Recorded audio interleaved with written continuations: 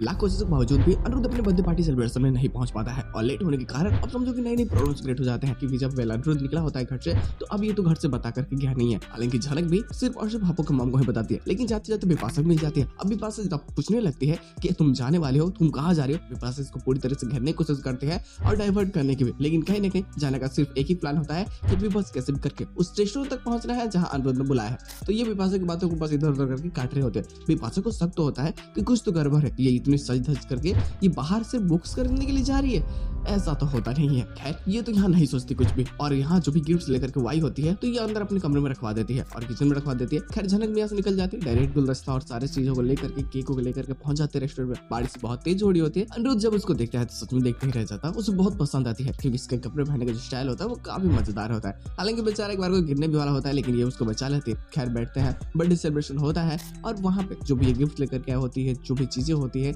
इन सब को सेलिब्रेट करते हैं लोग। लेकिन चीजें एक थोड़ी सी और अजीब हो जाती है क्योंकि अनिरुद्ध बस ये चाहता है कि झनक कोई एक ऐसा डेट बता दे जिस दिन ये श्रीनगर से वापस लौट करके आएगी, लेकिन झनक तो नहीं चाहती और वो खुद से वादा भी कर रही होती है कि ये अगर श्रीनगर चली जाती है कभी लौट करके नहीं आएगी। खुद से वादा कर देती है इस चीज की, लेकिन कहीं ना कहीं अब बार बार ये फोर्स करने लगता है कि तुम मुझे कोई एक डेट बताओ जिस दिन तुम आओगी श्रीनगर से वापस।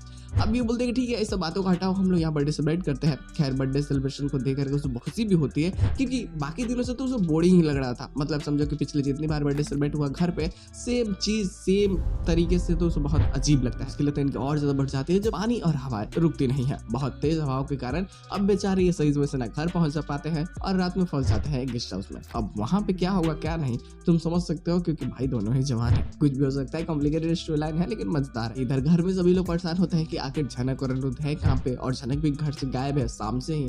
तो अब थोड़ा सा इनके लिए ना अब बहुत अजीब अजीब सी बातें इनके मन में चलने लगती है कि जिस चीज का शक था वही चीजें हो रही है। झनक अनिरुद्ध से कर भी बना रही है और घर वालों की नजर में तो बस बंटा धार हो जाता है गुड़े लोग। लेकिन वही छोटन पे गया होता है वेल मैडमरी के पास में क्योंकि अब ऐसा दिखाना चाहता है। पहले तो जाकर के वो इनविटेशन देता है कि आप आओ अनिरुद्ध के बर्थडे में, और दूसरी ही बात ये होती है कि जो शादी की बातें चला रहे होते हैं ना घर वाले कि छोटन से शादी की बात मैडम डे की, मतलब वही डालने की, तो अब यहाँ मना कर देता है। वो ऐसे ऐसी बातें बोलने लगता है खुद के ही बारे में, मतलब खुद को तो बोलता है पलटू और छोटन को बेइज्जती करने लगता है कि वो लड़का बहुत मतलब कुछ नहीं करता, निहायती है, बदतमीज है, ऐसा वैसा करके बहुत बेइज्जती करता है खुद की, ताकि मृणालिनी घर ना आए और घर अगर आती है तो ये छोटन से ना मिल पाए।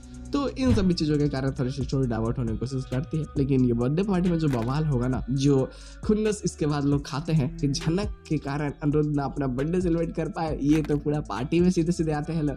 देखना मजेदार होगा क्या ये ड्रिंक क्या भी है या नहीं, ये सच में बेहतरीन होने वाला है। गुरु लोग माफ करना, लेकिन कोई एक्स्ट्रा प्लॉट नहीं है जिसके कारण आगे बातें करना समझो कि तीर मारने जैसा होगा। खैर अगर कोई एक्स्ट्रा प्लॉट देखने को मिलता है या फिर कोई बेटेस तो बातें जरूर करेंगे लोग। और हाँ, पोस्ट क्वेश्चन बस पिछला वाला होता है जिसमें बस वो रिंग पहनाती है। हालांकि ये किसी भी चीज को डिफाइन नहीं करती है कि आखिर ऐसा क्यों हो रहा है, तो समझ सकते हो कि बवाल होगा।